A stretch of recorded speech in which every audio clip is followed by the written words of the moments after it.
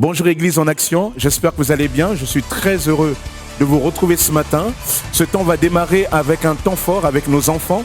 Et vous le savez, comme chaque dimanche, en dessous de cette vidéo, il y a un lien pour télécharger tous les supports afin que les enfants participent pleinement à ce moment avec nous.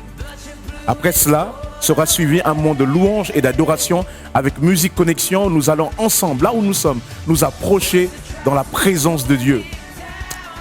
Après cela, un temps de Sainte Seine qui sera suivi de la prédication. Et cette prédication, ce matin, sera apportée par un invité exceptionnel, le pasteur Jean-Baptiste Bafouanguissa, qui est le président des Assemblées de Dieu du Congo. On avait prévu initialement de le recevoir en présentiel, mais avant qu'il ne rentre, j'ai eu l'honneur de pouvoir le capter en votre nom.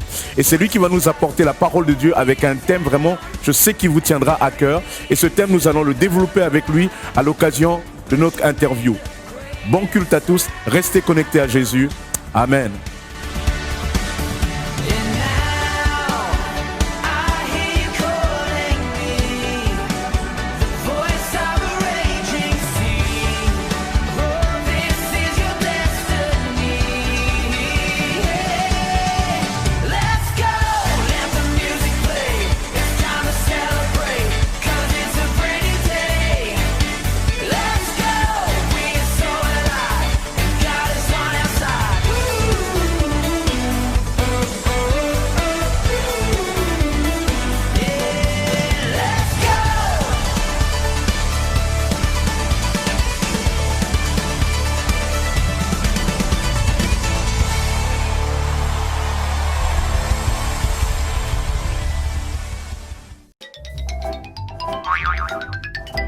Bonjour Benny. Hello Foxy. Parmi les personnes qui écoutaient Jésus, certains ne l'écoutaient pas pour recevoir son enseignement. Bien au contraire, ils cherchaient à le piéger. Les paroles de Jésus les dérangeaient à cause du péché qui était dans leur cœur. Les gens religieux de l'époque pratiquaient toutes sortes de rites pour plaire à Dieu. Ils consacraient beaucoup de leur temps pour respecter les règles sans s'occuper des gens. Dieu demande qu'on l'aime. Et quand on l'aime de tout notre cœur, quand on l'adore de tout notre être, quand on le cherche, alors on est sur le chemin qui conduit à la vie éternelle. C'est une bonne chose. Mais Jésus nous explique qu'aimer Dieu ne suffit pas. Et oui, on ne peut pas aimer Dieu seulement sans s'occuper des autres. Écoute un peu l'histoire que Jésus leur raconte.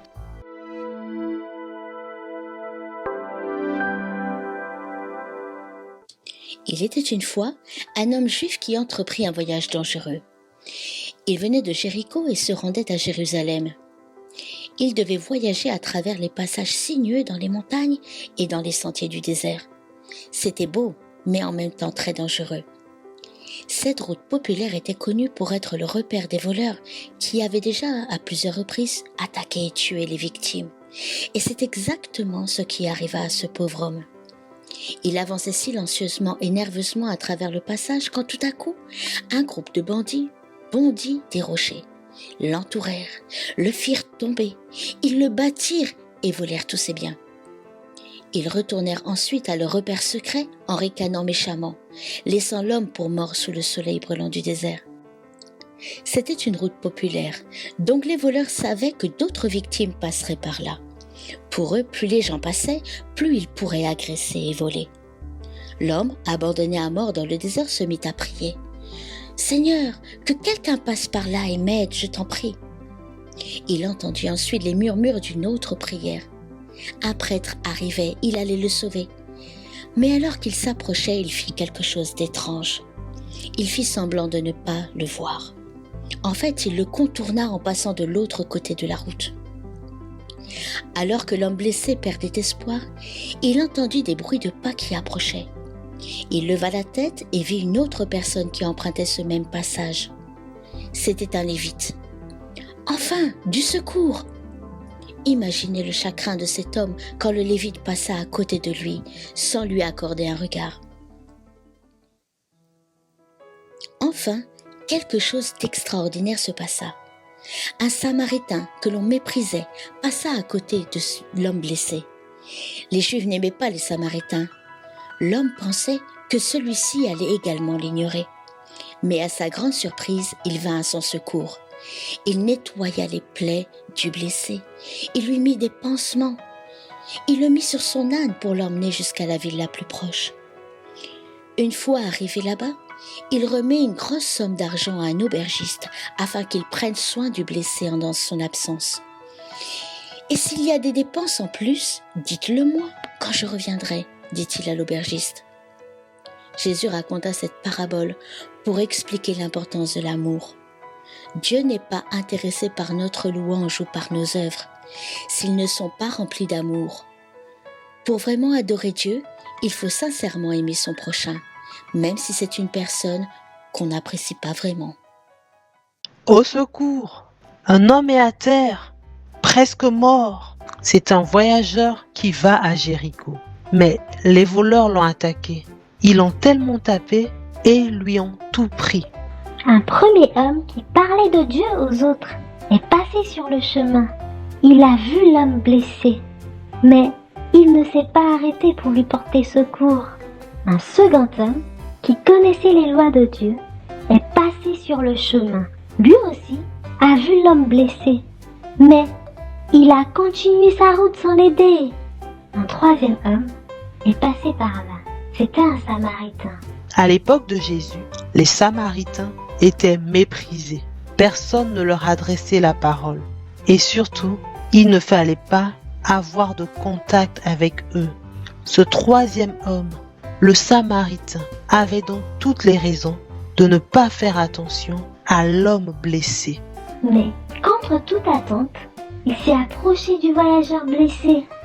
Il a été bon avec lui. Il l'a soigné, il l'a placé dans un endroit en sécurité. Et il a même payé pour que quelqu'un veille sur lui. Il a été son prochain. Qui est ton prochain? C'est celui qui se trouve sur ton chemin. Tes amis, ta famille, les gens que tu rencontres. Cela te demandera de faire un effort parce que certaines personnes sont très différentes de toi et parce que ce n'est pas naturel d'aller vers les autres. Par exemple, une fille qui est toujours seule à l'école ou un enfant de qui les autres se moquent. Un gars à qui l'on ne propose jamais de faire partie de l'équipe de foot. Tu ne dois pas aimer seulement les gens qui t'aiment. La Bible dit que tu dois aimer ton prochain comme tu t'aimes toi-même. Apprends à t'aimer et à te voir comme Dieu te voit. N'oublie pas que tu es précieuse et précieux pour Dieu.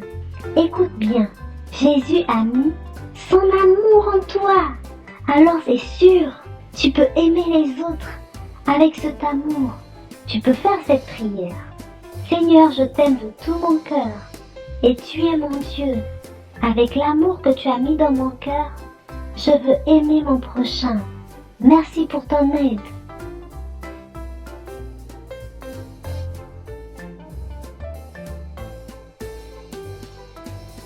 Maintenant, retrouve tes activités. J'espère que tu les as imprimées.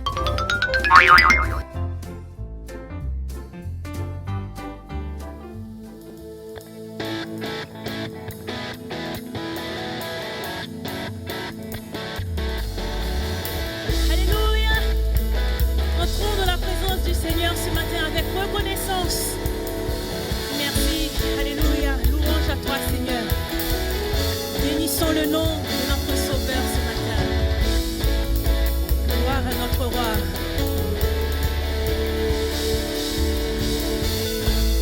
Entrons dans sa présence avec reconnaissance, car il est le roi.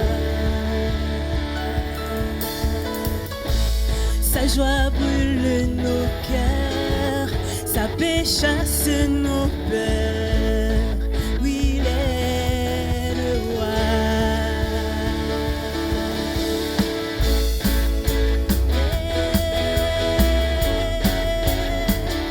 Entrons dans sa présence ce matin.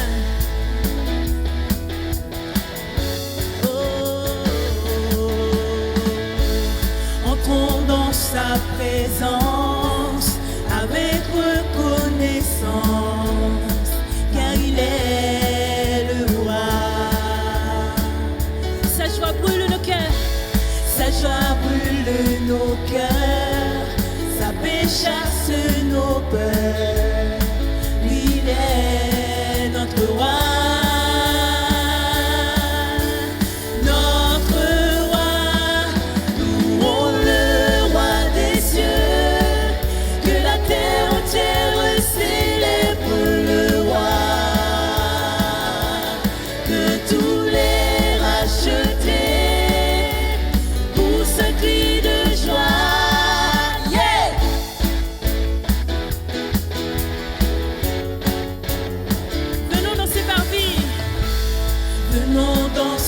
parvis à genoux devant lui, car il est le roi.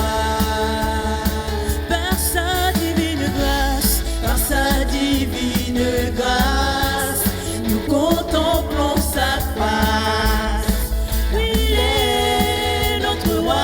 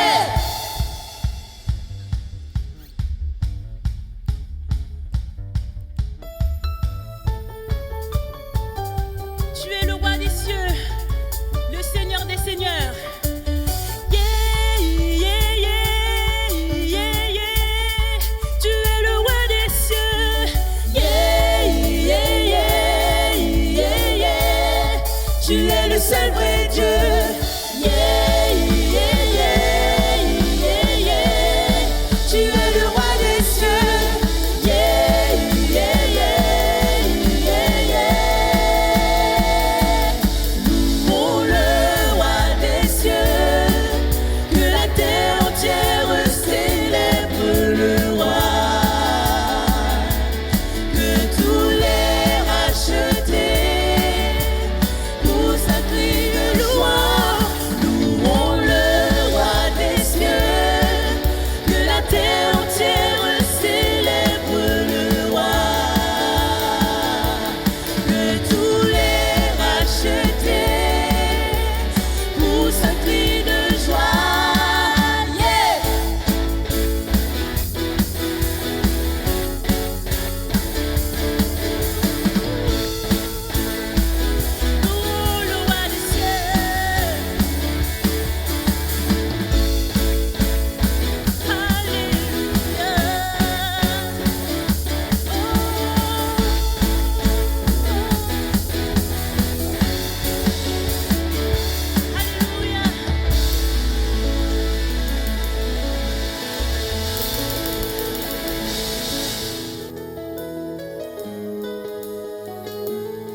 ce matin, nous voulons élever ton nom pour qui tu es, pour tout ce que tu fais dans nos vies. Tu es digne de louange, digne d'adoration. Louange à toi, Seigneur.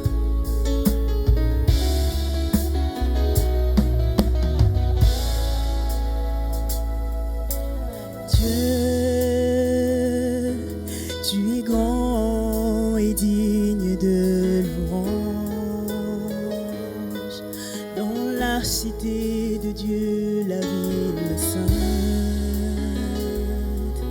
joie de toute la terre.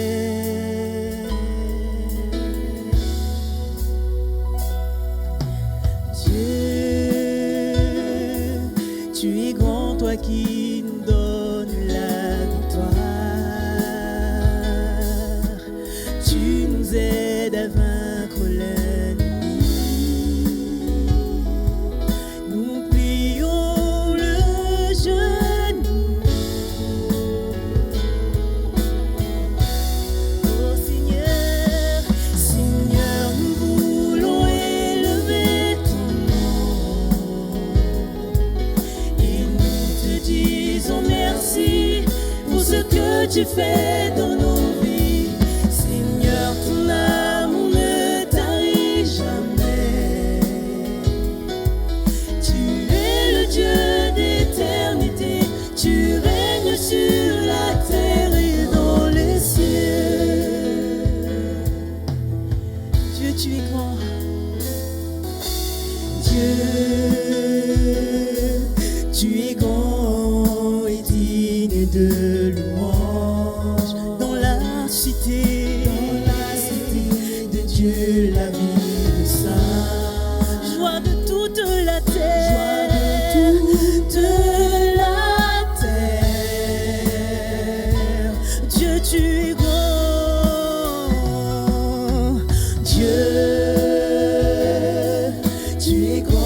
qui nous donne la victoire. Tu nous aides à vaincre l'ennemi. Nous plions le genou, nous plions le genou. Oh Seigneur, Seigneur, nous voulons élever ton nom. Et nous te disons merci pour ce que tu fais dans nos vies. Seigneur, ton amour ne tarit jamais. Tu es le Dieu d'éternité, tu règnes sur la terre. Seigneur, nous voulons élever ton nom. Et nous te disons merci pour ce que tu fais dans nos vies. Seigneur, ton amour ne tarit jamais. Tu es le Dieu d'éternité, tu règnes sur la terre et dans les cieux. Seigneur, nous voulons élever ton nom. Et nous te disons merci pour ce que tu fais dans nos vies. Seigneur, ton amour ne tarit jamais. Tu es le Dieu d'éternité, tu règnes sur la terre. Seigneur, nous voulons élever ton nom. Et nous te disons merci pour ce que tu fais dans nos vies. Seigneur, ton amour ne tarit jamais. Tu es le Dieu d'éternité, tu règnes sur la terre et dans les cieux. Tu règnes sur la terre et dans les cieux. Tu règnes sur la terre et dans les cieux. Tu règnes sur la terre et dans les cieux.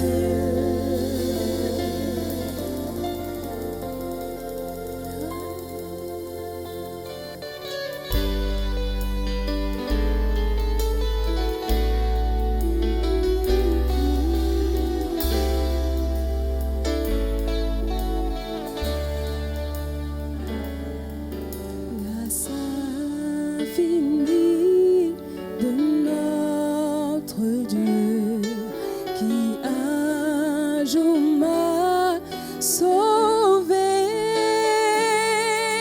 J'allais errant de lieu en lieu quand il m'a retrouvé. Mes chaînes enfin sont enlevées. Mon Dieu, mon sauveur m'a racheté. De son pardon, il m'envahit. Amour divin, grâce infinie. Grâce infinie de notre Dieu qui un jour m'a sauvé. J'allais errant de lieu en lieu quand il m'a retrouvé. Mes chaînes enfin sont enlevées. Mon Dieu, mon sauveur m'a racheté de son pardon. Oh, il m'envahit. Amour divin, grâce infinie. Ma vie fut complètement changée.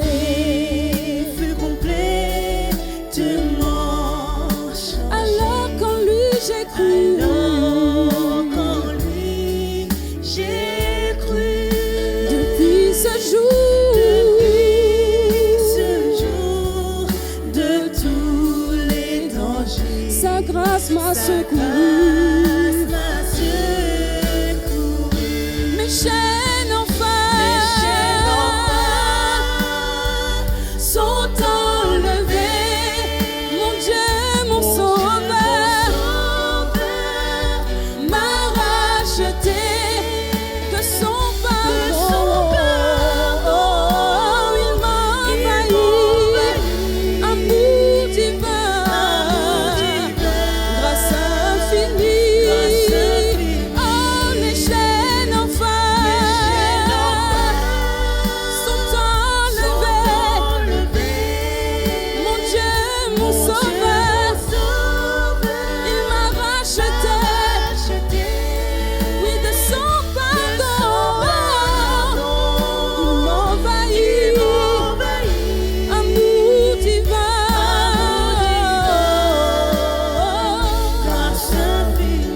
Oh oui, Jésus, de ton pardon, tu nous envahis, Seigneur.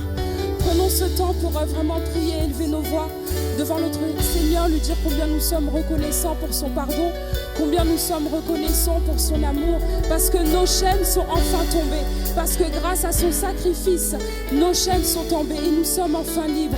Seigneur, nous voulons nous présenter devant toi ce matin avec gratitude, avec reconnaissance, comme Seigneur, nous venons de le chanter. Oui, nos chaînes sont tombées en toi. Oui, nous sommes libérés. Oui, nous sommes libérés du fardeau du péché. Oui, en toi, nous avons trouvé cette liberté. Et ton amour, Seigneur, nous envahit. Ton amour envahit nos cœurs. Ton amour remplit nos vies. Ton amour vient combler nos cœurs. Ton amour vient remplir les vies de tout un chacun. Nous voulons te dire merci, oh Dieu. Nous voulons t'élever. Nous voulons te glorifier. Oui, ton amour divin, c'est cet amour que nous chérissons. Nos chaînes sont tombées en toi. Nous te remercions parce que nos chaînes sont tombées. Nous te remercions parce que les chaînes de la maladie sont tombées. Nous voulons te remercier parce que les chaînes de la dépression sont tombées. Nous voulons te remercier parce que les chaînes de la douleur, les chaînes de nos luttes sont tombées. Nous voulons te dire merci, oh Dieu, parce que c'est en toi que nous avons cette liberté. Oui, ton amour nous envahit, cet amour divin, cette grâce infinie. Oui, nous sommes reconnaissants, oh Dieu. Mes chaînes enfin sont enlevées. Mon Dieu, mon sauveur, m'a racheté de son pardon. Il m'envahit. Oh, c'est son amour divin, grâce infinie. Mes chaînes enfin sont enlevées.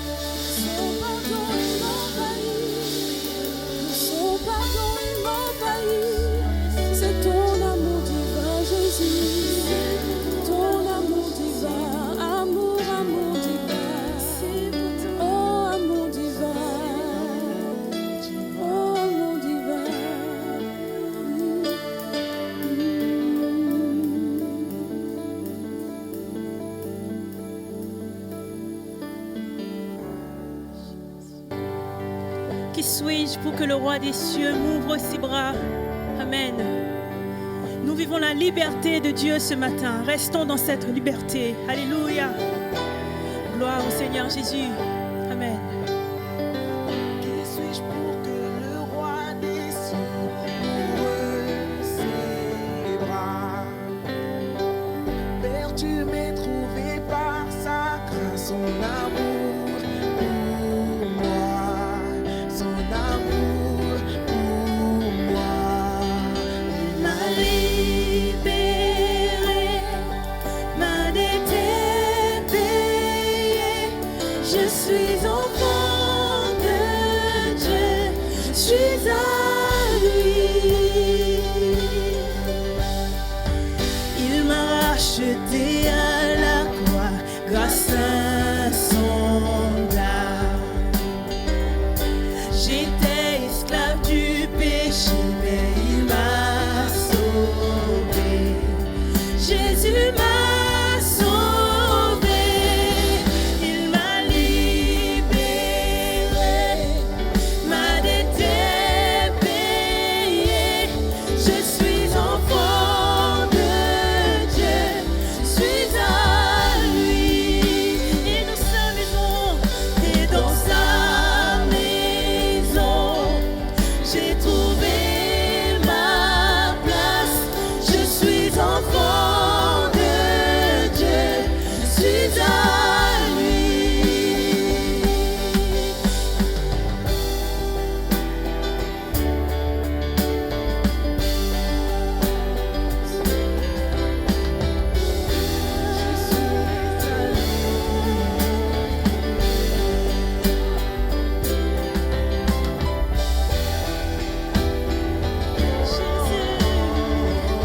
Je suis à toi, Jésus.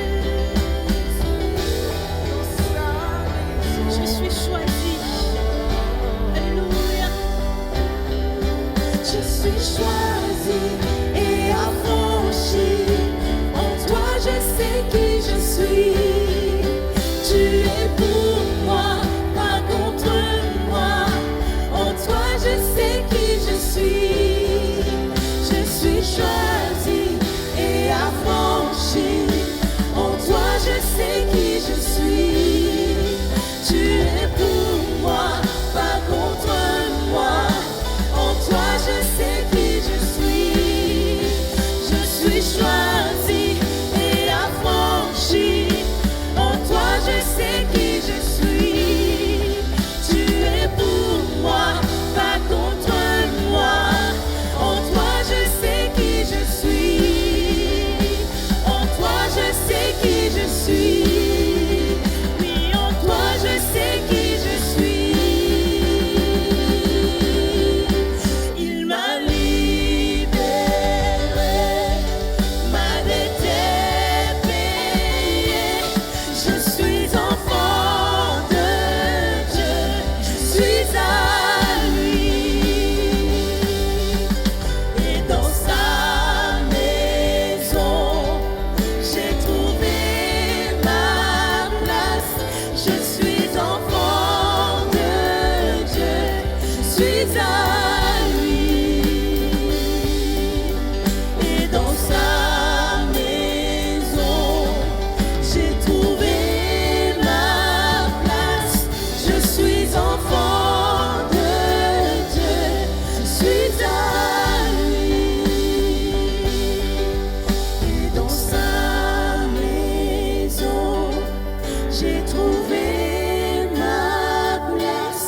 Je suis enfant de Dieu. Je suis à lui.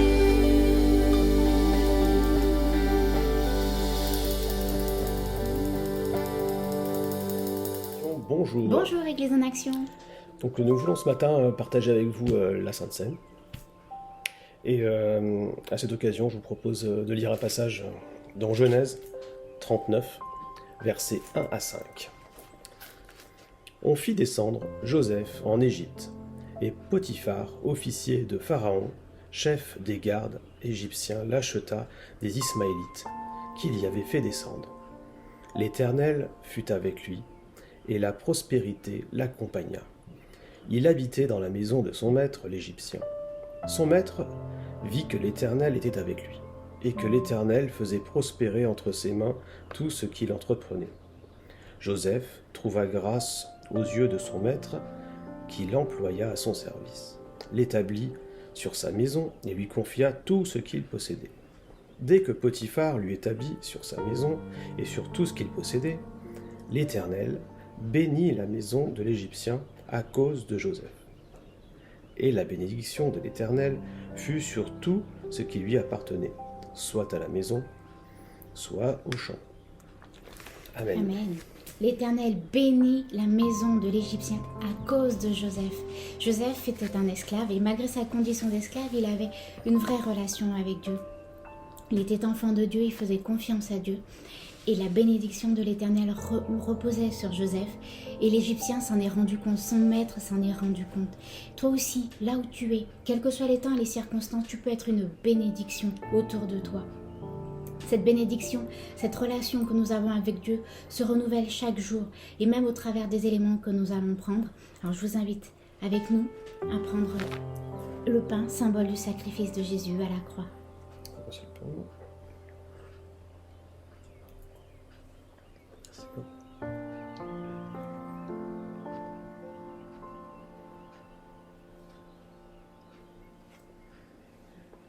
Je vous invite également à partager le vin qui représente le sang de Christ.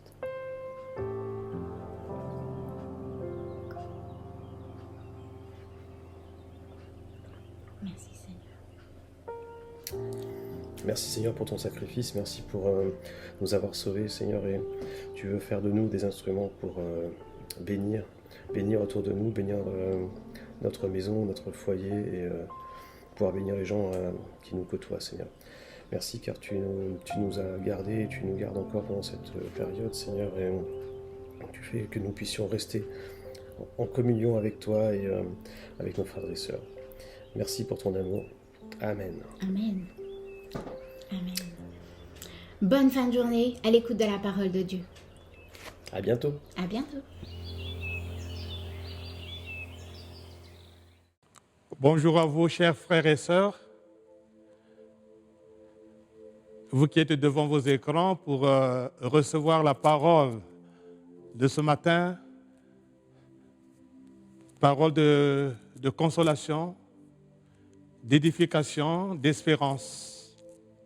Et avant de l'écouter, nous allons prier pour nous remettre entre les mains du Seigneur, afin que cette parole puisse trouver une place, de l'écho dans notre vie. Prions. Notre Dieu, notre Père, ce matin, nous voici devant toi pour t'écouter. Ouvre notre esprit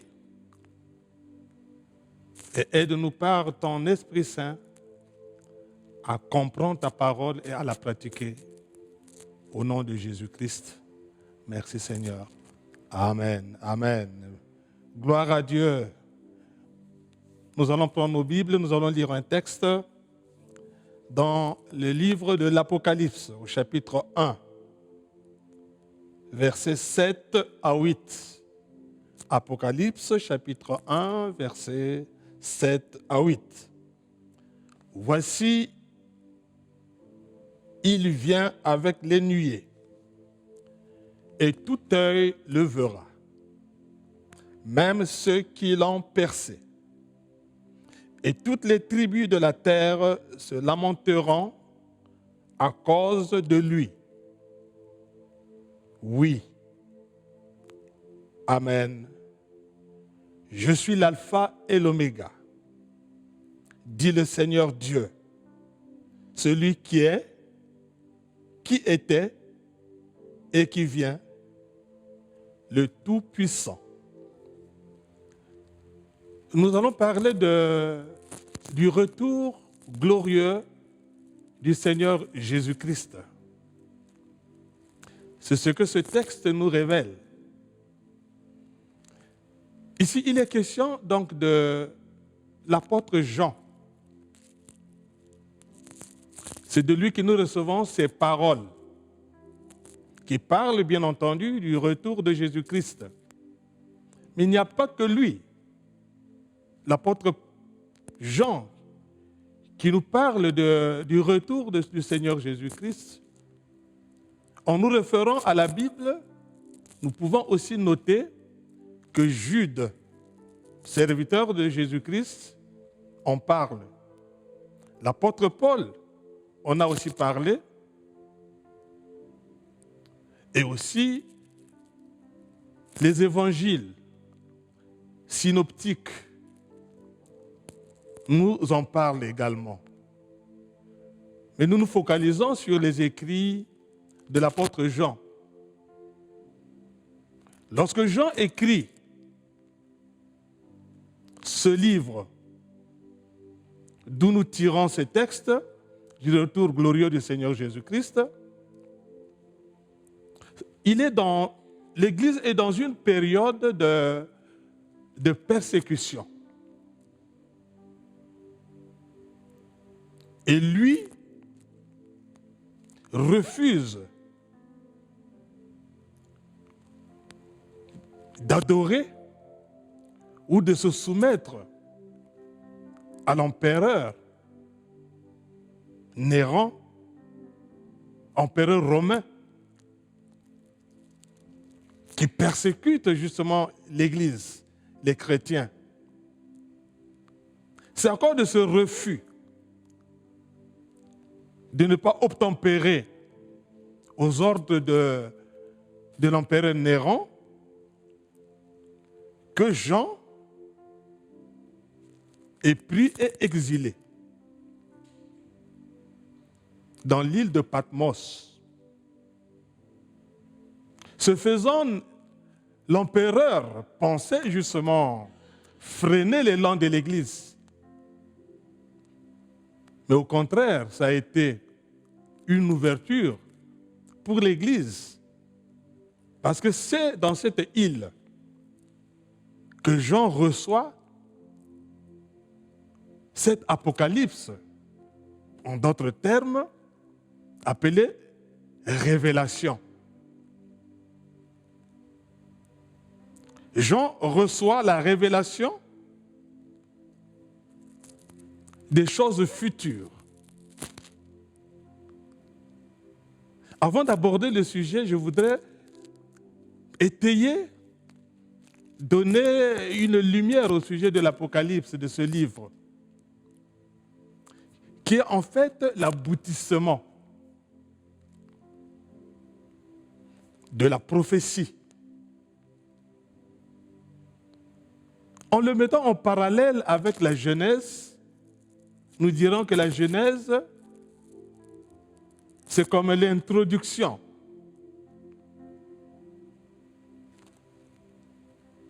Le début. Le commencement. Où l'on nous parle de la chute de l'homme, où l'on nous parle du péché et d'autres choses, de la mort. Tandis que l'Apocalypse vient en fait pour conclure, pour amener à l'aboutissement le salut dans déjà les livres de l'Ancienne Alliance ou de la Genèse parlaient, évoquaient.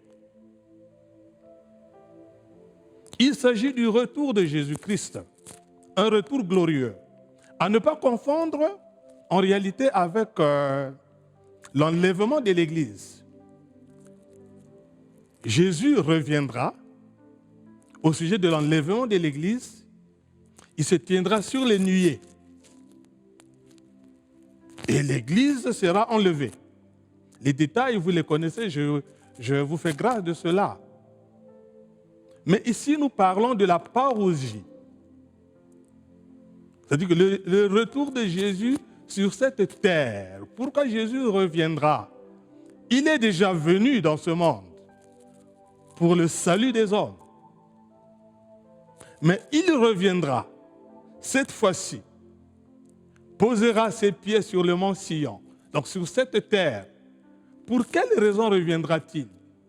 si la première raison de sa venue était pour sauver l'humanité, mais cette fois-ci, il reviendra pour établir son royaume définitif, le royaume de Dieu sur cette terre, et aussi pour juger les impies. Mais je voudrais faire un constat avant d'aller plus loin. Nous constatons dans ce monde de l'injustice. De l'injustice. Et puis cette injustice semble triompher sur la terre. Et nous sommes découragés en voyant cette justice se manifester. Car il nous semble que les justes périssent et que les méchants prospèrent et triomphent. Je pense que c'est un constat fait par beaucoup de chrétiens. Et cela sort de plusieurs bouches. Nous qui sommes justes, pourquoi souffrons-nous? Déjà en prenant le cas de Jean, déclarons-le comme un juste, un croyant. Pourquoi Dieu va-t-il permettre que cet apôtre soit arrêté, exilé? Et pourquoi Dieu le permet? Et pourquoi le malheur atteint souvent les justes? Toutes ces questions se posent. Mais en lisant la Bible, nous constatons qu'en réalité, nous ne sommes pas seulement les chrétiens de cette génération qui souffrons ou qui constatons l'injustice. Déjà, les premiers chrétiens aussi ont souffert, ont été torturés, ont été mis aussi à mort à cause de leur foi en Jésus-Christ. La question qui se pose, pourquoi cela? Quel est l'intérêt alors d'être chrétien? Si en devenant chrétien, la souffrance nous poursuit et que le Seigneur est là comme pour regarder, pour constater,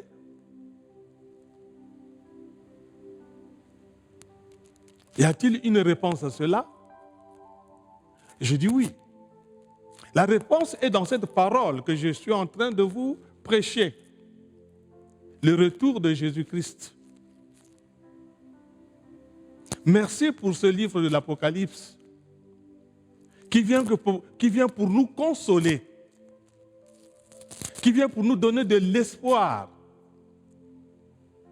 Si la vie humaine ne s'arrêtait qu'à la tombe, ça serait dommage. On se poserait des questions, mais pourquoi être chrétien? Après avoir tant souffert et mourir et que les choses s'arrêtent là. On le regretterait même. Certains pourraient dire, si on pouvait revivre, autant faire le mal. Au moins je gagnerais une partie en faisant le mal. Que d'être chrétien et de souffrir. Mais Dieu merci. Il a fallu qu'un homme soit transporté jusque dans une île de Patmos pour qu'il reçoive la révélation.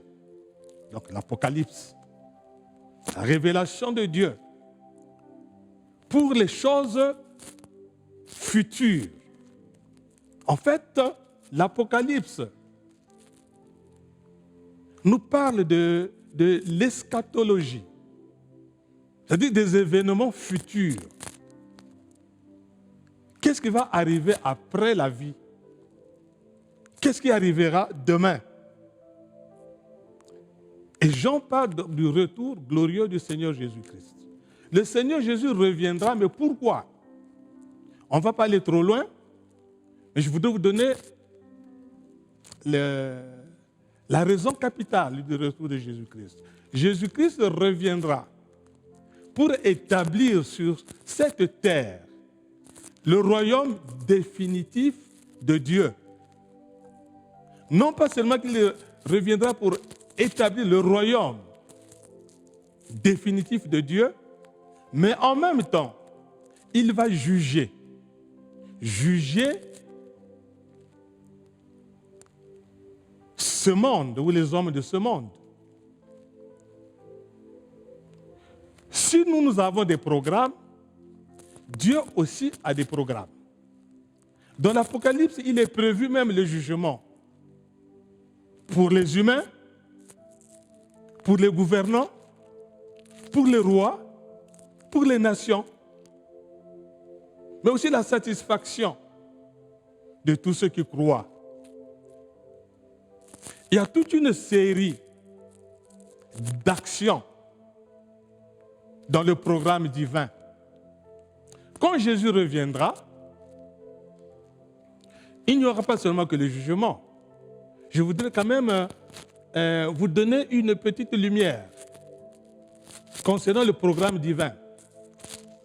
Jésus reviendra avec les siens. Il viendra.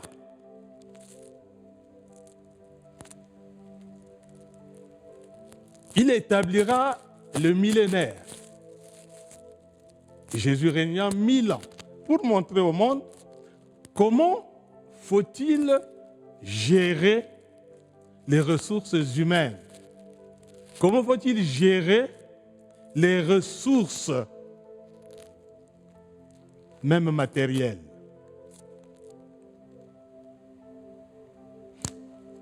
L'Apocalypse n'est pas aimé par le diable. Parce que c'est ce livre qui nous montre la fin du diable.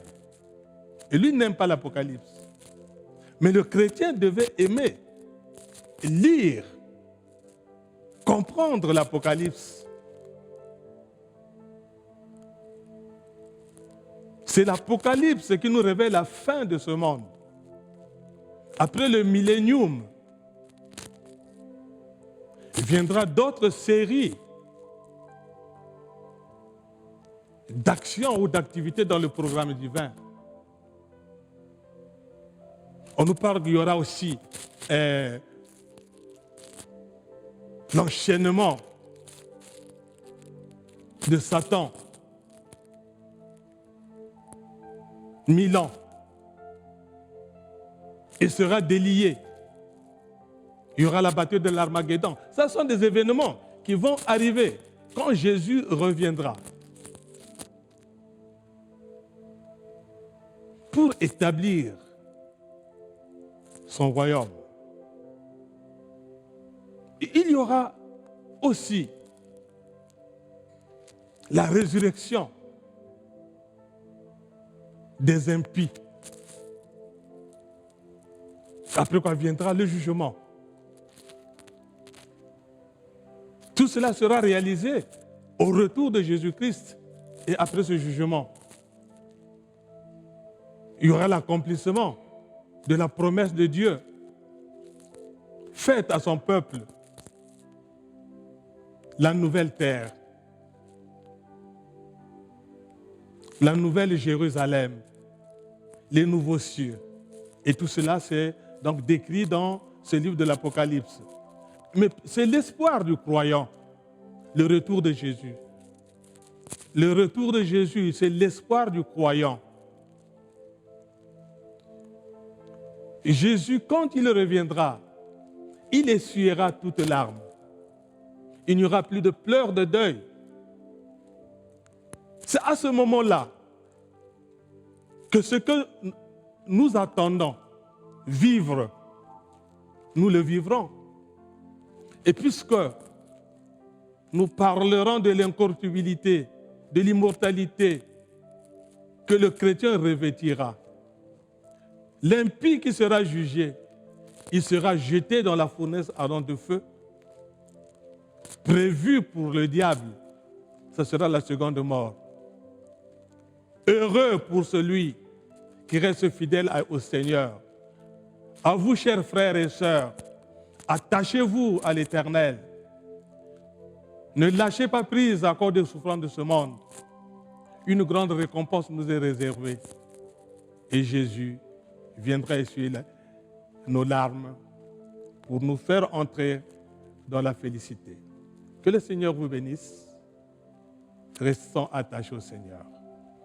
Nous allons prier, demander à Dieu la résistance aux souffrances, à l'épreuve, et avoir nos regards fixés vers la rémunération future.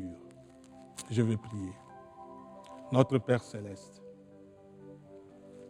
Dieu de consolation, merci parce que tu as répondu à nos préoccupations au sujet des souffrances, au sujet des tribulations, au sujet de la persécution, au sujet de la mort, de la maladie. Tu as répondu à nos questions. Pourquoi tout cela? Et quelle est la récompense du chrétien? Mais Seigneur, tu reviens bientôt pour essuyer nos larmes, pour nous donner l'immortalité, pour nous donner l'incorruptibilité. Garde nos cœurs et nos pensées en toi, Jésus-Christ. Merci. Que ta parole trouve une place en nous, au nom de Jésus. Amen, amen. Soyez bénis.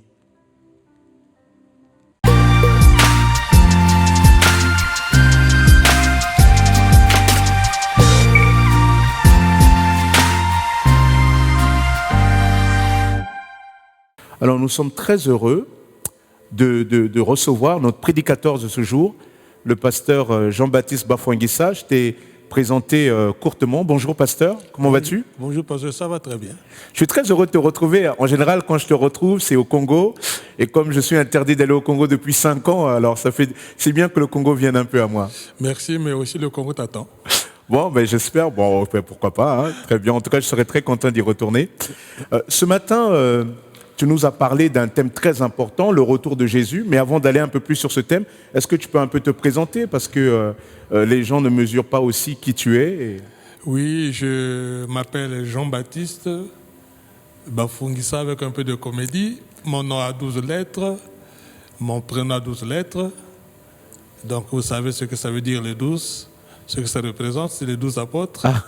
Donc je suis l'apôtre Bafouanguissa, Jean-Baptiste, président des Assemblées de Dieu du Congo, EADC, Église des Assemblées de Dieu du Congo.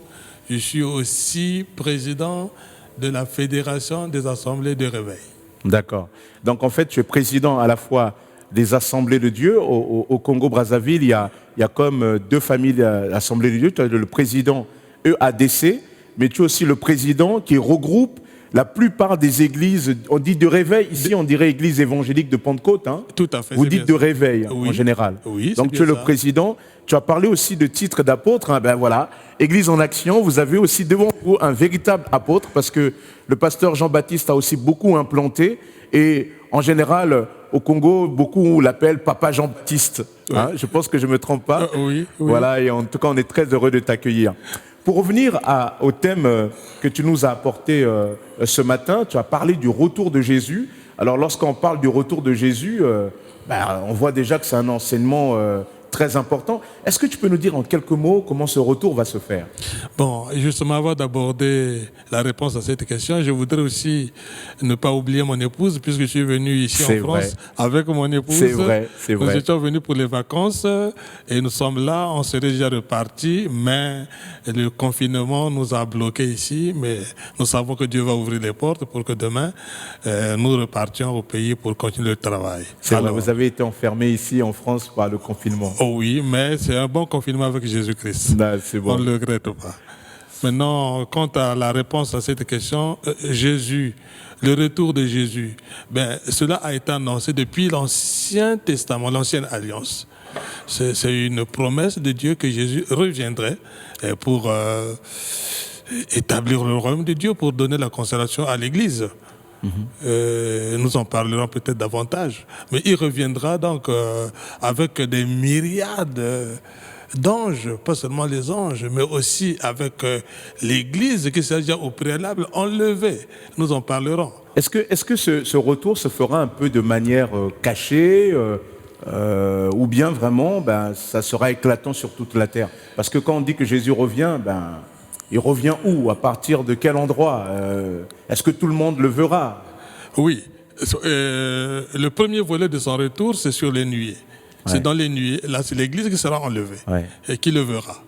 Mais la parousie, donc le second retour, la Bible déclare, c'est que le passage que nous avons lu, tout œil le verra, même ceux qui l'ont percé. D'accord. Donc ça sera visible. Donc personne n'échappera à son retour, ça, tout le monde le verra. Tout le monde le verra selon ce que la Bible déclare. Très bien. Tout à l'heure, tu as évoqué, en parlant du retour de Jésus, la notion de consolation, et tu as aussi, dans ta prédication, parlé de souffrance. Et tu as parlé notamment aussi de la souffrance du chrétien, récemment dans les échanges avec les chrétiens via les chats là, et des études bibliques. Il était souvent, et même dans la série qu'on fait en ce moment d'études des livres de l'Apocalypse, il est question de la souffrance du chrétien. Et un certain nombre de frères et sœurs étaient interpellés sur le fait que Jésus vient nous sauver et comment mettre ensemble le salut que Jésus nous apporte, qui est plutôt une sorte de délivrance, et pour autant il y a encore une sorte de souffrance qui est encore attachée. Comment concilier les deux? Oui. Je pense que la Bible nous donne toutes les lumières à ces questions. Retenons que depuis la chute de l'homme, la souffrance est entrée dans le monde. D'accord.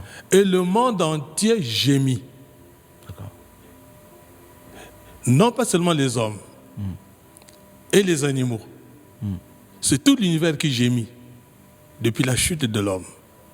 Tu veux dire, tout cet univers souffre aussi, quoi, de cette... Tout l'univers souffre. D'accord. Ça, on peut le constater. Oui, c'est vrai. Les serpents n'ont pas aussi toute la liberté de ramper, puisque d'un coup, on peut le tuer. Tout le monde souffre depuis la chute. C'est la conséquence de la chute de l'homme, du péché.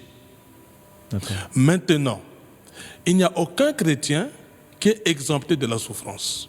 Maintenant, si nous lions notre vie au salut dont on parle, le salut dont nous parlons aujourd'hui, nous l'avons par espérance. D'accord. Donc, il n'est pas encore total. D'accord. Donc, en attendant de rentrer dans ce salut, on est encore ici-bas, dans un monde de souffrance, et donc nous aussi, nous sommes comme encore dans cette réalité, quoi. Mais tout à fait, parce que même la Bible, nous avons des récits qui nous parlent de la souffrance du juste. D'accord. Job était un homme intègre et juste, mais pourtant il est passé par la souffrance. C'est bien de le rappeler, parce que souvent il y a un message, il y a différents messages, tu as dû l'entendre souvent quand on parle d'évangile de la prospérité, il y a des personnes souvent qui disent presque que si un chrétien souffre, c'est parce qu'il a péché. Qu'est-ce que tu réponds à ces personnes? Mais c'est faux. D'accord. C'est faux. La souffrance, je dis et je répète, est entrée dans le monde, les guerres, les maladies, par la chute de l'homme. Si la mort est venue par Adam, un homme, la vie vient par aussi un second Adam qui est Jésus-Christ. Donc jusqu'à son retour, que personne ne se leurre, la souffrance, il sera toujours dans le monde. Amen. Mais quand je dis Amen, c'est parce que je pense à ce que Christ lui apporte. Et cette souffrance, du coup, ton thème d'aujourd'hui, ça devient comme une solution. Le retour de Jésus devient comme une réponse à cette souffrance du chrétien. En quoi le retour de Jésus devient comme une réponse à cette souffrance? Si la souffrance était épargnée pour certaines personnes, Jésus serait mort pour une catégorie de personnes. Mais étant donné que le péché a entraîné la souffrance, la mort, les maladies, toutes les conséquences, et Jésus est mort pour tous les humains. Pour tous les humains. Et Jésus mourant pour tous les humains venait pour résoudre le problème de la souffrance. Mais il a fallu qu'il meure, qu'il soit enseveli, qu'il ressuscite, qu'il reparte présenter le travail qu'il a effectué au Père, en attendant que Jésus puisse encore revenir. Le salut par espérance, le royaume de Dieu, c'est spirituellement que nous y sommes, mais il est installé dans le cœur. Mais le royaume physique, nous le vivrons quand Jésus reviendra. Donc quand il reviendra, cet état de souffrance va disparaître en fait. Donc son retour vient enlever cet état de souffrance. Il vient pour achever l'œuvre. Il vient pour concrétiser tout ce qui a été dit. Il revient pour justement enlever la souffrance. La souffrance pour les croyants, pas pour tout le monde. D'accord. Puisque ceux qui ne croient pas aujourd'hui, quand Jésus reviendra, ne vont pas entrer dans la félicité. Plutôt, ils vont entrer dans la seconde mort, dans la souffrance éternelle. Donc le retour de Jésus est une grâce et une bénédiction, un soulagement pour les chrétiens en fait. Pour les chrétiens. D'accord. Mais un malheur pour les impies, pour les incrédules, pour les lâches. D'accord. Tu disais aussi que la raison principale du retour de Jésus, c'est d'établir le royaume de Dieu et de juger aussi le monde. Quand tu dis établir le royaume de Dieu, tu peux un peu développer par ce que tu entends par là, établir le royaume de Dieu? Qu'est-ce que toi tu appelles le royaume de Dieu? Quand nous parlons du royaume de Dieu, déjà, il faut déjà qu'il y ait en amont la résurrection des morts. D'accord. Il y a Jésus est le premier de la résurrection. Après lui viendra la résurrection des saints, quand il sera sur les nuées. Et après cela, selon le programme de Dieu, Jésus reviendra donc pour établir son royaume. Maintenant, ceux qui vont être ressuscités, parce que c'est après la résurrection que toutes ces choses-là vont se passer. Jésus revient, il établit son royaume. C'est quoi le royaume de Dieu? Le royaume de Dieu, en fait, c'est... Jésus vient pour changer ce monde, pour nous donner une nouvelle terre, où la justice habitera. Et c'est lui, Jésus, qui sera le roi. Donc, le royaume de Dieu, si je comprends bien, c'est une nouvelle réalité dans laquelle le Christ règne parfaitement. C'est le règne de Christ sur la terre. D'accord. Sur une nouvelle terre, tu dis. Sur une nouvelle terre, oui. Parce que même Pierre en parle, que nous attendons une nouvelle terre où la justice et la paix habiteront. Amen. Sous le règne de Jésus-Christ. Très bien. Mais c'est un règne éternel au milieu de son peuple. Très bien. Merci. Tu as dit aussi que tu as parlé du jugement qui va toucher le monde entier. Et quand je t'entends parler du monde entier qui est touché par le jugement, on se dit, mais ça veut dire que même les chrétiens aussi, pourtant on a souvent dit, celui qui croit n'est pas jugé. Hein. Je rappelle ici Jean 3 à partir des versets 17, celui qui croit dans le Fils n'est pas jugé. Et là, tu sembles parler d'un jugement qui touchera tout le monde. Comment concilier ce que tu dis là avec ce passage de Jean? Tout à fait. Et justement, il faut bien éclaircir des choses. Les chrétiens, ceux qui ont cru en Jésus, ils ont été jugés. Jésus a été leur substitut. De tout ce qu'ils ont commis comme mal dans ce monde, lorsqu'ils ont cru en Jésus, ils se sont repentis. Le sang de Jésus les a purifiés. Ils ont été pardonnés. Et ceux-là, ils ne seront plus condamnés. Ils ne sont pas condamnables. Ils ne seront pas condamnés. Jésus a été jugé à leur place. C'est ça le bénéfice du croyant. C'est ça le bénéfice de l'homme, en fait, qui devrait croire en Jésus pour qu'il soit exempté de la condamnation qui viendra le jour du grand jugement. Maintenant, ceux qui seront jugés, ce sont ceux-là qui vont refuser d'accepter Jésus-Christ, qui mourront dans leurs péchés. Et quand Jésus reviendra, il va ressusciter tous les hommes. Et ceux-là vont comparaître devant le grand tribunal. Chacun sera jugé selon ses œuvres. Et puis ce qui est réservé pour les impies, ceux qui ont refusé, c'est une condamnation éternelle, c'est le fait éternel, c'est le fait de la géhenne. Donc nous avons déjà en Jésus été jugés et condamnés. Donc il n'y a plus de condamnation pour ceux qui sont en Christ. Parce que Jésus a été condamné à notre place. Parce que Jésus a été condamné à notre place. Tout à fait. Mais il y aura quand même un jugement qui sera réservé à ceux qui n'auront pas accepté le Christ. Okay. Donc c'est ça que tu développes. Maintenant le chrétien, il faut parler de jugement pour les chrétiens. C'est au sujet des récompenses. D'accord. Qu'ils vont recevoir selon chacun. C'est pas un jugement au sens qui peut amener à la perte des chrétiens, mais c'est un jugement pour en quelque sorte c'est un jugement un peu plus positif, quoi, comme pour estimer la récompense de récompense selon la manière dont chacun aura travaillé. Mais en ça, Jésus. En Jésus, mais ça devant le tribunal de Christ. D'accord. Pas devant le grand trône blanc. Non. D'accord. Donc il y aura deux lieux de jugement en fait. Oui. Le jugement des impies et le jugement du tribunal de Christ qui consistera à donner récompenses qui seront en lien avec la manière que le chrétien a mené sa vie ici-bas. Oui, mais il n'y a pas de peur de condamnation. Et donc il n'y a pas de condamnation. Il n'y a point de condamnation pour tous ceux qui sont en Jésus-Christ. Amen. D'accord. Ici, il s'agit de la vague des impies. Donc il est question que les impies se convertissent. Pour terminer, tu as parlé de... Tout à l'heure, j'aime bien moi quand tu rappelles ça, tu dis l'Apocalypse, le diable n'aime pas l'Apocalypse parce que l'Apocalypse en fait annonce à la fois le triomphe de Christ que tu as évoqué, le retour glorieux, triomphal, mais ça annonce aussi la fin du diable finalement aussi. Parce qu'aujourd'hui, lui que nous croyons puissant, finalement, ben non, sa fin est arrêtée, si je comprends bien. Oui, mais justement, lorsqu'aujourd'hui les gens pensent, disent dans leur prière, le diable ne t'enchaîne. Non. Le diable, vous ne pouvez pas l'enchaîner. Le temps viendra. Même Jésus, quand il chassait les démons, qu'est-ce que les démons disaient?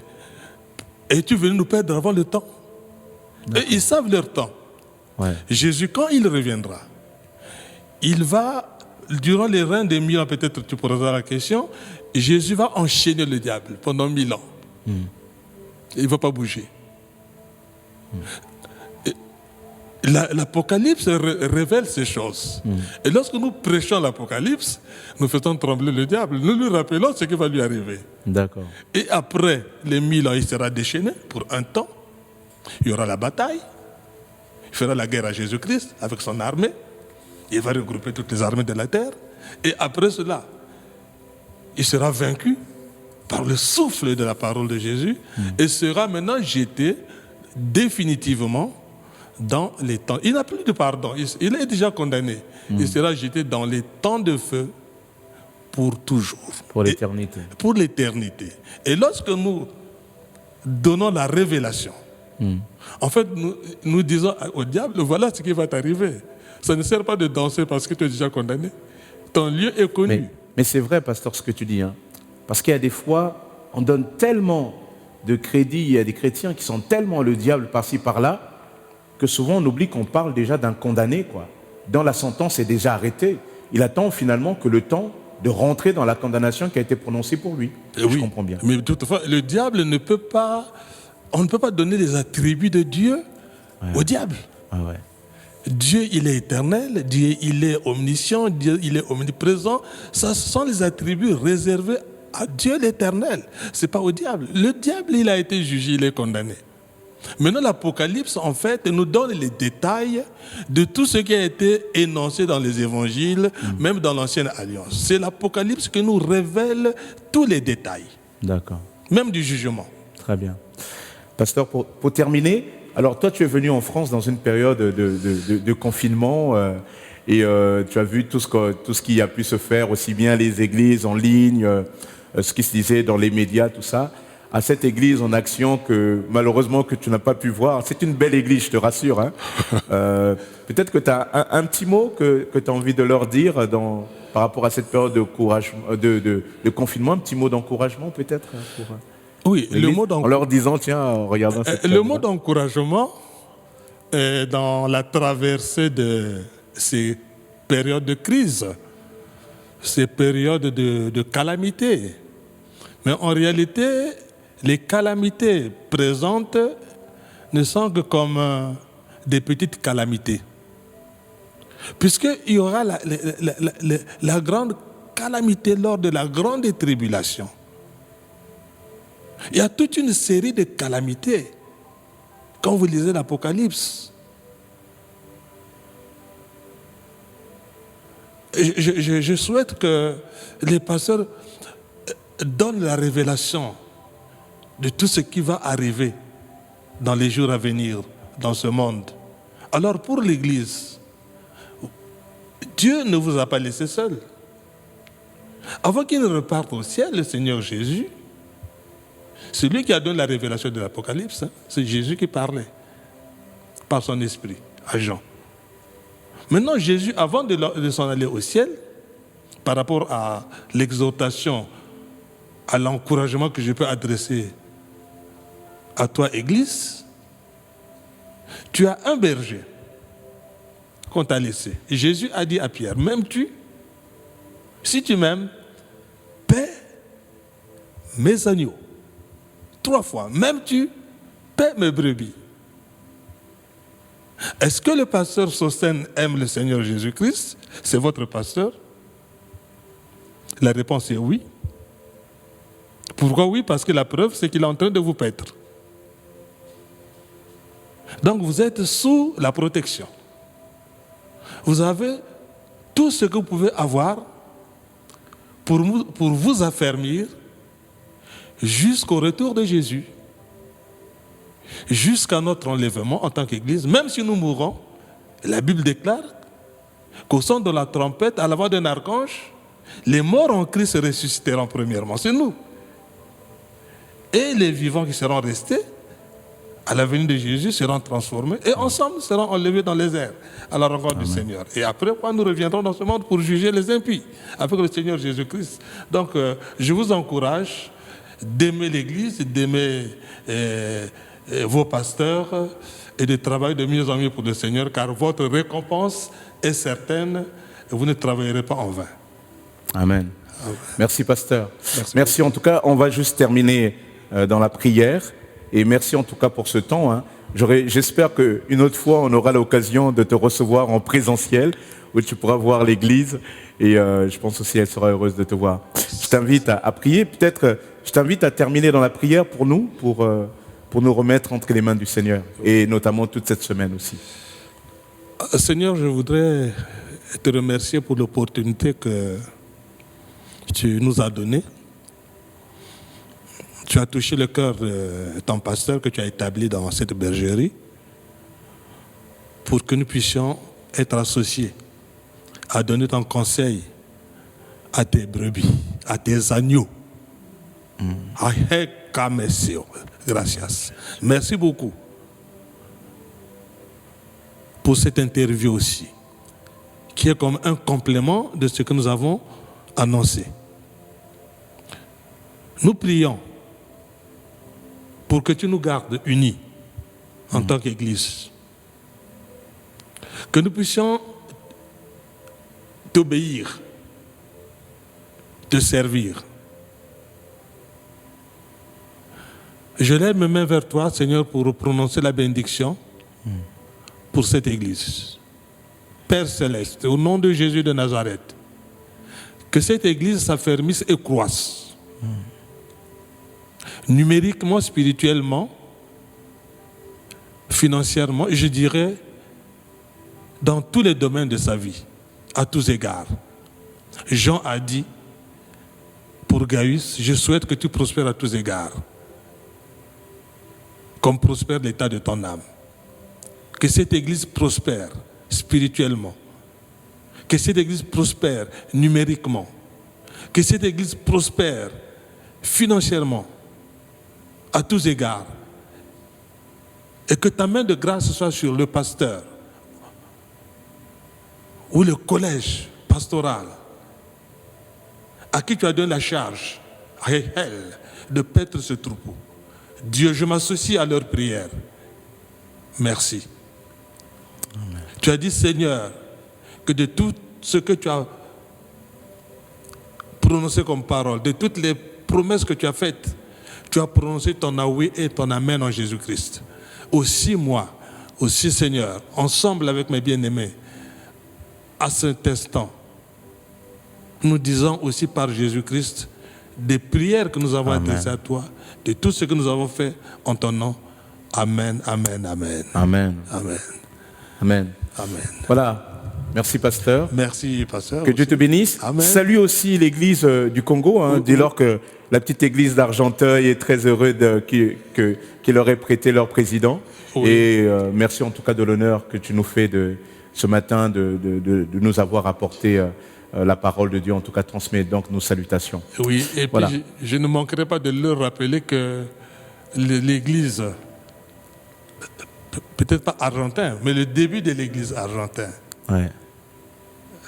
L'église, par le canal du pasteur Sostène, vous avez soutenu votre église, 2 étudiants à cette époque qui sont devenus des pasteurs titulaires et qui conduisent des grandes églises à l'intérieur du pays. Donc, continuez à faire ce travail, que Dieu vous bénisse. Voilà, le pasteur Jean-Baptiste évoque ici souvent le fait que nous, depuis ici, ça nous arrive d'aider des églises et notamment des pasteurs en formation, qui sortent des écoles bibliques et qui partent dans les régions, qui ont besoin souvent de soutien, notamment financier, pour faire l'œuvre de Dieu. Et comme nous sommes aussi une église en action, souvent nous menons aussi ce type d'action. Je le faisais depuis Goussainville, mais c'est vrai que c'est des choses aussi qui nous tiennent à cœur, qu'on a eu aussi à faire dans le cadre des églises en action à Argenteuil. Voilà, que Dieu vous bénisse. Nous allons passer aussi à un temps d'annonce important pour aujourd'hui. Restez connectés en Jésus.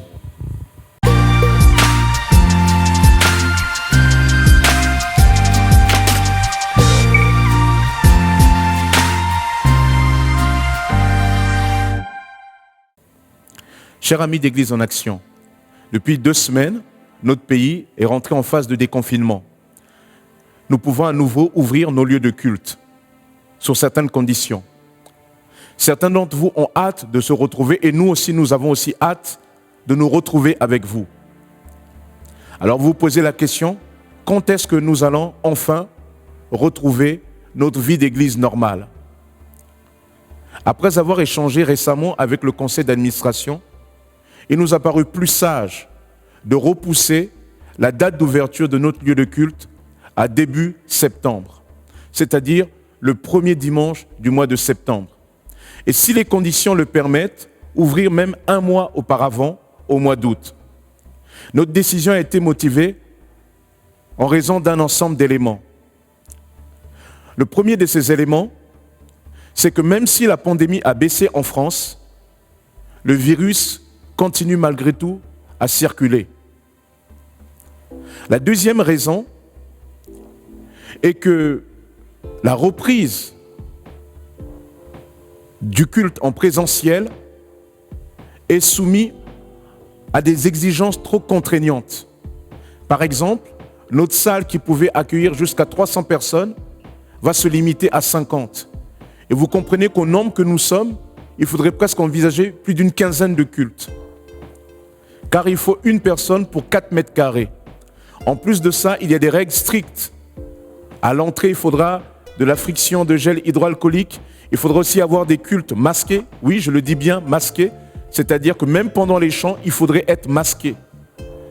Cela nous limite aussi dans le partage de la Sainte Seine. Il faudra aussi un marquage au sol. Pas de garderie des enfants. Si nous devons avoir plusieurs cultes, même si nous en avons que 2 ou 3, il faudrait aussi qu'entre chaque culte, il y ait une désinfection stricte de nos locaux. Voyez, ça c'est pour la deuxième raison.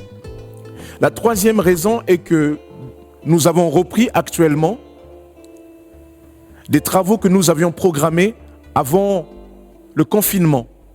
C'était des travaux d'amélioration de notre cadre de vie. Ça consiste en la réfection de la cuisine, la création de sanitaires pour personnes à mobilité réduite, ce qui manquait lourdement dans nos locaux, l'isolation de nos murs du point de vue acoustique pour un peu plus d'apaisement avec nos voisins, la mise en place de la climatisation et d'un système d'aération. Donc ces travaux, à l'heure où je vous parle, sont déjà engagés et vont nous demander aussi un certain temps. La troisième raison est que le conseil d'administration des assemblées de Dieu de France nous recommande vivement que si nous devons ouvrir, il est préférable de le faire à partir du 10 juillet, période de fin d'état d'urgence sanitaire. La quatrième raison est que, étant donné l'évolution de la situation de la pandémie et des règles et des contraintes, il nous semble qu'au fur et à mesure que nous allons avancer dans le temps, ces règles vont un peu plus s'alléger. Il ne faudrait pas ici, cinquièmement aussi, que la règle de prudence qui nous a invités à fermer plus tôt notre lieu de culte soit oubliée et nous fasse ouvrir de manière précipitée, créant des situations peut-être de contamination. La cinquième raison et la dernière, c'est que nous sommes au mois de juin. En juillet-août, nous allons rentrer dans la période estivale avec souvent en général une baisse de fréquentation. Donc pour l'ensemble de ces raisons, il nous a semblé plus sage de programmer le retour dans nos locaux à partir du mois de septembre. Bien sûr, auparavant, nous ferons quelques tests pour voir si nous sommes bien dans les exigences du gouvernement. Et si jamais les conditions sont réunies, on n'exclut pas non plus d'ouvrir à partir du mois d'août, mais il faudrait plutôt, en l'état actuel des choses, se préparer au mois de septembre. Quant aux réunions de comités, de formation en petits groupes, des entretiens pastoraux, celles-ci pourront se tenir dans nos locaux, et là encore, en respectant certaines mesures barrières. Autrement, il faudra que cela se fasse par visioconférence. Et là aussi, on compte vraiment sur la responsabilité des leaders pour veiller à ce que ces mesures soient respectées. Ces mesures, souvent, seront affichées dans nos locaux.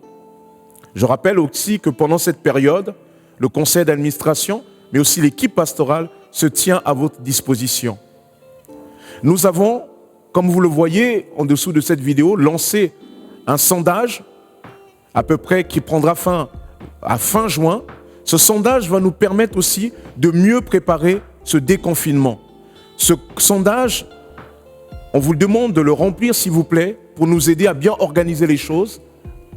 Et vous êtes invités à le remplir par famille, pour que nous puissions véritablement bien estimer la réalité de la situation. En tout cas, je sais que certains d'entre vous êtes déçus, peuvent ne pas comprendre, mais c'est afin que nous puissions mieux recevoir nos frères et sœurs dans de meilleures conditions, à la fois sanitaires, mais aussi de confort dans nos locaux. C'est vrai, nous vous demandons de patienter encore un petit peu. Mais en attendant, nous continuons à nous retrouver en ligne. Nous allons même mettre en place de nouvelles formules par rapport à nos temps de prière. Vous pourrez en prendre connaissance à partir du mois de juillet. En attendant, que le Seigneur nous bénisse, que le Seigneur vous bénisse. Restez connectés en Jésus.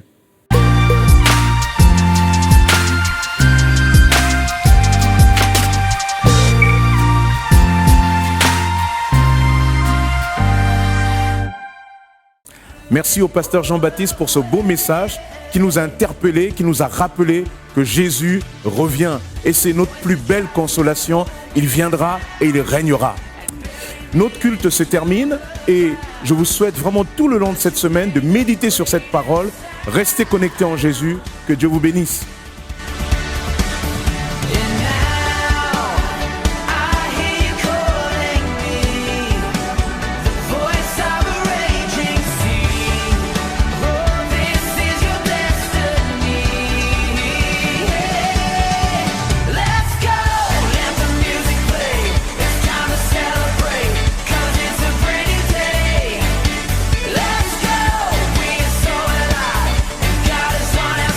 Ooh.